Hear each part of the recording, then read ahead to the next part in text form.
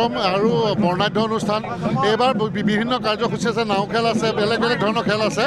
আৰু ইয়াত মানে এখন নগাঁও মহোৎসৱৰ নিচিনা হৈছে আৰু খুবেই ভাল লাগে মই অসমবাসীক শুভেচ্ছা জনাইছোঁ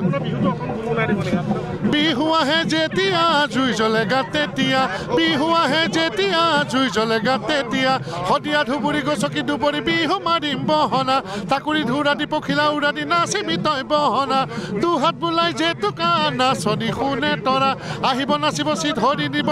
আমাৰে ডেকা ল'ৰা ধন্যবাদ শুভেচ্ছা জনাওঁ বহুত বহুত শুভেচ্ছা থাকিল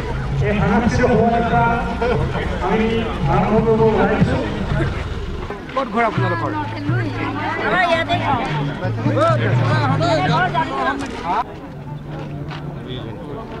পৰি যাব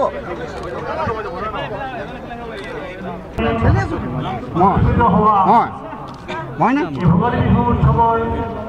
আজি আমাৰ দ্বিতীয় দিনৰ কাৰ্যসূচীত সাংস্কৃতিক সমাজৰ বিহুৰ এটি এখন চেলেং চাদৰ এটা জাতি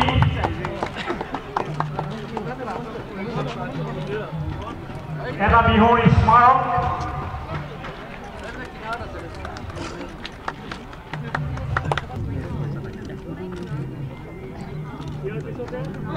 আমি মঞ্চত আসন গ্ৰহণ কৰিবলৈ অনুৰোধ জনাইছোঁ ৰঞ্জিত বৰদলৈ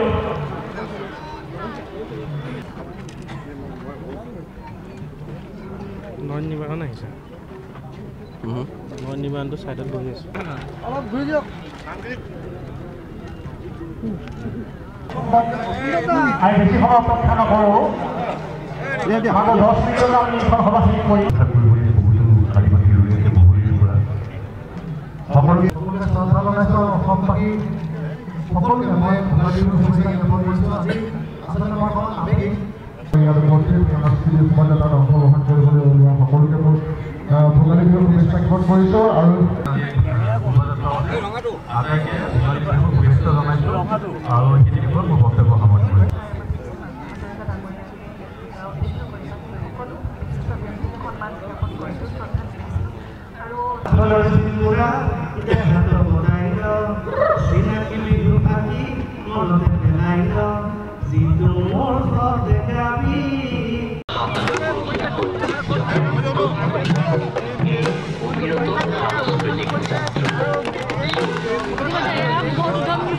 নেপালী বেংগলী ভোজপুৰী তিৱা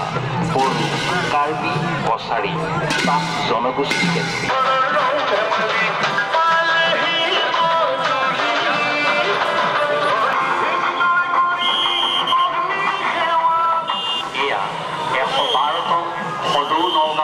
ভোগালী বিহু উৎসৱৰ সাংস্কৃতিক শোভাযাত্ৰা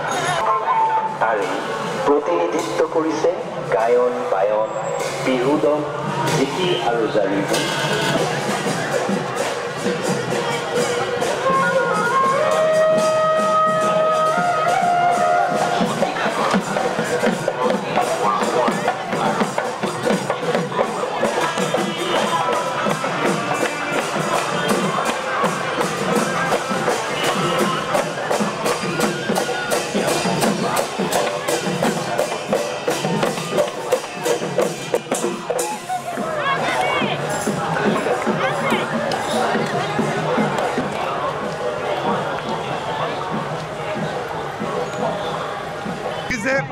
আজি আমাৰ এই বিহুৰ তৃতীয় দিনৰ কাৰ্যসূচী সাংস্কৃতিক শোভাযাত্ৰা আজি মধ্যে উদ্বোধন হৈছে মাননীয় মন্ত্ৰীগৰাকীয়ে কৰিছে কেইবাগৰাকী শিল্পী আছে সমূহ ৰাইজে যিধৰণে সহযোগিতা আমাৰ বিখনত কৰিছে সকলোকে মই ধন্যবাদ জনাইছোঁ পুনৰবাৰ বিহু শুভেচ্ছা জনাইছোঁ নগাঁৱৰ এই শোভাযাত্ৰাখনত আগতে অংশগ্ৰহণ কৰিছিলোঁ বিহু চাবলৈ আগতে আহিছিলোঁ আজি উদ্বোধক হ'বলৈ আহিব পাৰিলোঁ অলপ চাগে মই বহুত আগুৱাই গৈছোঁ বুলি নাভাবোঁ কিন্তু ইয়াত সাধাৰণ ল'ৰা এজন হিচাপে বিহু চাবলৈ আহিছিলোঁ এজন বিধায়ক হিচাপে ইয়াৰ সমদলত ভাগ ল'বলৈকে আহিছিলোঁ শোভাযাত্ৰাত আজি সেই এজন সাধাৰণ ল'ৰা আহি উদ্বোধক হ'ব পাৰিছোঁ অলপ আনন্দ নিশ্চয়কৈ লাগিছে ফূৰ্তি লাগিছে এই অনুষ্ঠানটোৰ উত্তৰণ হওক নগাঁওবাসীৰ ভাল হওক নগাঁও সদায় দুপদ দুপে আগুৱাই যাওক তাৰ কাৰণে ভগৱানৰ ওচৰত প্ৰাৰ্থনা জনাইছোঁ এইবাৰ প্ৰথমবাৰ মহোৎসৱ অনুষ্ঠিত নহ'ল মাজে মাজে হৈ আছে প্ৰথমবাৰ বুলি নহয় অলপ দিনৰ পৰা মাজে মাজে হৈ আছে আমাৰ কাৰণে দুখৰ খবৰ কিন্তু আমি ন্যায়ালয়ৰ নিষেধাজ্ঞাক আওকাণ কৰিব নোৱাৰোঁ। আমাৰ ৰাইজে সিদ্ধান্ত লৈছে এই বিহুৰ পাছতেই আকৌ ন্যায়ালয়ত গৈ আপিল কৰিব, চাওঁ কি হয়। কাৰণ আমাৰ এইটো ঐতিহ্য, আমাৰ ঐতিহ্যক আমি সকলোৱে ধৰি ৰাখিবলৈ যত্ন কৰিব লাগিব। মহযুঁজৰ নিষেধাজ্ঞা, গতিকে আমি নিষেধাজ্ঞা মানিব লাগিব, কাৰণ হাইকোৰ্ট, সুপ্ৰিম কোৰ্ট বা কোৰ্টক আমি অৱমাননা কৰাৰ প্ৰশ্নই নাহে। কিন্তু ম'হৰ যুঁজ আমাৰ মধ্য অসমবাসীৰ অন্তৰৰ হয়, গতিকে আমি এই ম'হৰ যুঁজক যদি আকৌ আৰম্ভ কৰিব পাৰোঁ, তাৰ কাৰণে বিহুৰ পাছতেই আমি মহামান্য আদালতত আপিল কৰিম। আজি গোৱালসকলে অনানুষ্ঠানিক ক'ৰবাত হৈছে, আমি যাব নোৱাৰোঁ, যিহেতু মই মন্ত্ৰী। আনুষ্ঠানিকভাৱে হৈছে, আমি ইমান মন দিয়া নাই। কিন্তু আকৌ যদি কেতিয়াবা আনুষ্ঠানিকভাৱে হয়, আমাৰ অঞ্চলটোৰ মানুহে ফূৰ্তি পাব, সেইটো কৰিবলৈকে যত্ন কৰিম। মধ্য অসমত যিটো পৰ্যায়ত ভোগালী বিহু হয়, বেলেগত অলপ কম হয়, সকলোতে হয়, কিন্তু নগাঁও, মৰিগাঁৱত যথেষ্ট হয় মধ্য অসমত। আৰু এই পৰম্পৰা, ঐতিহ্য আমি জীয়াই ৰাখিম। আমাৰ এই মুহূৰ্তত হয়তো আমি কৰিছোঁ, আগতে আমাৰ পূৰ্বজসকলে কৰিছিল। আমাৰ নতুন প্ৰজন্মই উঠি অহা প্ৰজন্ম বা ভৱিষ্যত প্ৰজন্মইও এই ঐতিহ্যক আগুৱাই লৈ যোৱা বুলি মই আশা কৰোঁ।